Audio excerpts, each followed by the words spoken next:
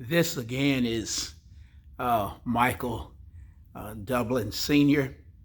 And I say it again because I've been a part of doing this virtual Facebook Live and YouTube as we've gone through the current epidemic. So it is the first one, though, on this particular subject. I've been given a lot of thought, that not only in my pastoral role, but also because I'm a substance abuse prevention professional. I've been involved in substance abuse prevention for about 35 years, basically paralleling the time that I've been providing pastoral leadership here. And I began to think more and more as everything settled in about what the teenagers were going through. I have a teenage grandson that should graduate, but he didn't get a chance to say anything to his friends. So far, we don't know if they're going to be able to have a ceremony, but in essence, his high school life is over. And I have not personally experienced being to the end of my high school time and not saying goodbye, and have not seen any of my children and my other grandchildren do so. There are young people who have applied for college that are waiting to hear. There were some who were athletes and they were involved in sports, and there were others who simply are just everyday teens trying to find themselves. And now even the preteens are having to deal with a lot of social and mental health issues. Not saying that anything mentally wrong with them, but it does mess with the mind. When all of a sudden the world was so exciting that they would say that, man, I can't wait to get out of here to go to school. And then when they're in school, they can't wait to get home often. So that has come to a halt. What that tells me then is that we need to be as equipped as parents and grandparents and guardians and significant others in helping our teens to help our preteens, teens, not only through this trauma at home, but as a part of our faith communities, as part of our churches and religious organizations. And often we aren't equipped at home or in our faith community. So I want to share with you today that you and I are going through this pandemic. It's impacting everybody, but some people in more ways than one. And our youth are caught up in this, and they don't know what to think. They don't know how to process all of this. So it's real vital that you take the time, either as individual family members and small groups, or whatever's available because of the social distancing. It would have to be a very small group. But take the opportunity to listen to not only the words that comes from your young person, your teenager or preteen, but find some ways to start conversations. Now, around the society, adults are really fearful when it comes to the field of substance use disorders and those who are already in long-term recovery.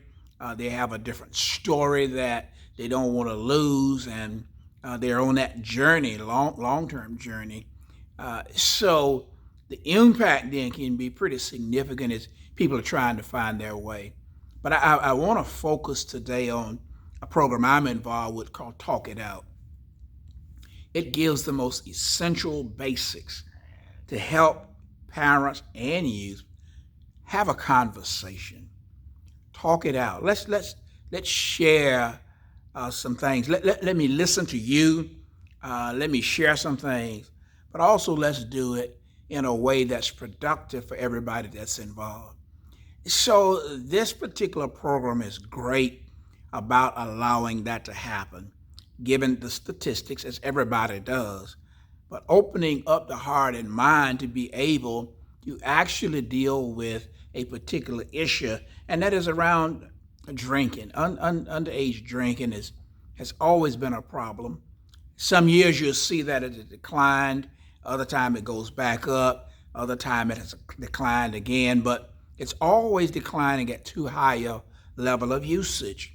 And we want to make sure that our young people whose brains are still developing, who are just developing spiritually, emotionally, psychologically, educationally, physically, that they can have as much information as is possible about driving and drinking or just drinking alcoholic beverages, regardless. Now, there are myriad other issues that they have to deal with, but I want to focus in on talk it out. I want to share with you that underage drinking in North Carolina, that 94% of middle-aged and high school children have said that underage drinking is a problem. 54% of the kids says it's a big problem, but only 44% of the parents say underage drinking is a problem. North Carolina loses at least one person per week due to underage drinking. 66% of parents believe they are not fully prepared with the information and the resources that they need to properly address this issue. The average age, what do you think the average age is for trying alcohol? It's 14 years old. You might would say you know some who are younger. Of course you do. There are some who are older. But we know that the average age is 14. Just think about where you are and where you were in this process of development at age 14. 84% of middle school students felt that and feel that students, whether their parents talking with them, would help them deal with and face the issue of underage drinking. Now, there are other parts to this thing. We're really concerned about the individual child, but we're also concerned about parents knowing the legal ramifications of underage drinking. You must be 21 years of age to purchase alcohol in North Carolina legally. The only acceptable forms of ID are your valid driver's license, your North Carolina ID card, passport, or military identification. If you use a fake ID, you might lose your license for a year, may be charged with a felony, may have a permanent criminal record, and may have to pay hundreds of dollars in fines. And if you loan your ID, your real ID, you may lose your license for a year, be charged with a felony, and actually become a victim of identity theft. So that's the legal ramifications. And often we just think they are just children, they're just teens going through a particular phase of life. And so we don't have a problem with them using our ID, or we'll go out and buy alcohol for them. But it is legal if they're 21. But below that, it is not. And so you want to make sure that you're giving the right message, and especially to those in the faith community. I don't need to lecture to you or to preach to you about the essence of ethics, morality, and to do what is right by the sake and for the sake of your children. We had started a ministry here years ago based on Proverbs 23. And if you ever get a chance to read Proverbs 23, just read it. Read it in different versions and look at how mankind has struggled with the issues around alcoholism and addictions. If you read your text, your sacred text, you see time and time again where there's someone that's gotten drunk and something happened in a negative way as a result of that. And of course, you see people drinking who are adults that had no issues. But the problem of drinking alcohol has been with us, or the issues around it has been with us since the very beginning of time, as far as we know. But the reality is that most people, a large percentage of people in our country, in the world, can drink without it becoming a substance use disorder. But there's that group that can't, and they have this tremendous impact. And so that's why you want to make sure that your teenager pushes out, delays the experimentation with alcohol. We would, of course, not like that for them to use it at all, but push it out as far as possible. Give them a chance to actually grow and develop. Now, we're very big into athletics. And some of the things associated with athletics is alcohol hurts the performance. for up to 72 hours, that's 3 days, after a youth consumes alcohol, they are slower to react on the field. That means it does make a difference. And I've seen some stories where some athletes said they were always drinking when they went on the field. Well, those were the guys that have lost millions of dollars by being suspended, and it's cost them dearly. And none of them are proud of it, but that's where they were at that time. It causes dehydration. It harms your muscle growth. It increases your risk of injury. And athletes know that's a part of the game, but that's not something that they want to happen. It increases fat, affects grades and eligibility, and it causes you to be able to. Some athletes end up not being able to celebrate without alcohol because they haven't learned how to do so. So there's those performance issues. There are psychological, emotional issues. So get your information. Find out the real story about what it takes.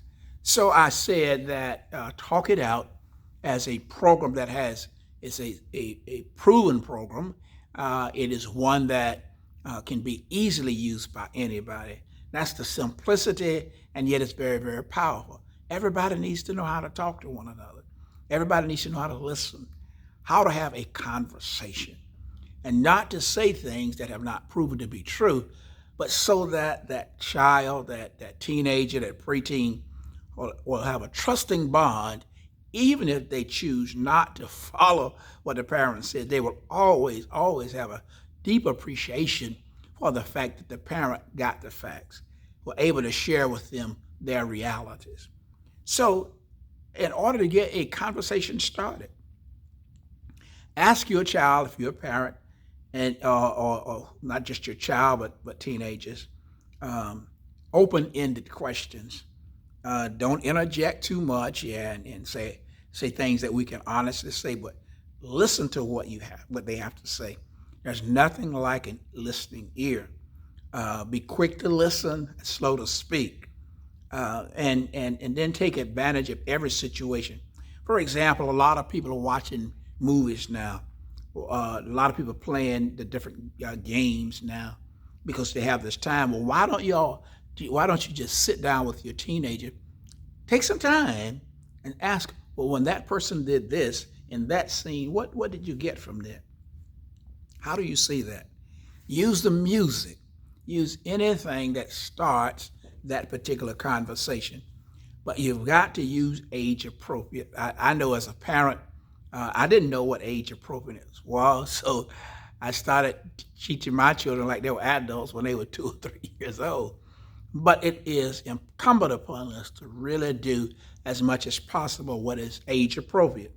So 10 to 12 years old, these are the younger kids. These are preteens and tweens. They're more curious about alcohol, and this is a great time to have a real powerful and honest conversation about the dangers of using it, especially at that age. And youth who are 13 to 17 years old have become teenagers. Now they're starting often to push the boundaries. I know I'm not 21, but why can't I do this? I can volunteer and go into the army at age 18, but I can't drink. And other little scenarios they will come up with. They know what alcohol is, and they know that they shouldn't use it. Even when their friends are using it, they know that that is wrong. By the time they get in 18 to 20 by going to college, it's very present in their lives. If you'll wait until they're getting ready to go to college, it's pretty much too late. So here then is what my recommendation is, that you use the opportunity to follow up. And there's so much more I did not say. I did not try to make this a program, a total of its program, the totality rather of this program. But I wanted to get your curiosity up about a website and a program that can really help you identify issues with your youth, help you to start a conversation, get to know them better, they get to know you better. So make sure that you use the opportunity to go to talkitout.org. Talk It Out, rather, let me correct that. Talk It Out NC. talkitoutnc.org. Talkitoutnc.org. And when you do that, you will find a tremendous amount of resources, brochures, some in Spanish, that will help the parent, help the teen, and have a tremendous impact on the communities we serve. So again, I'm hoping that for those who are pastors and leaders, those who are youth leaders and parents, that we will all take this opportunity to utilize Talk It Out. And if you're doing other things, that's so critical, but this is one proven program that will be able to impact you and your people for years to come. I hope that works well for you. Go ahead and make sure now, talkitout.org.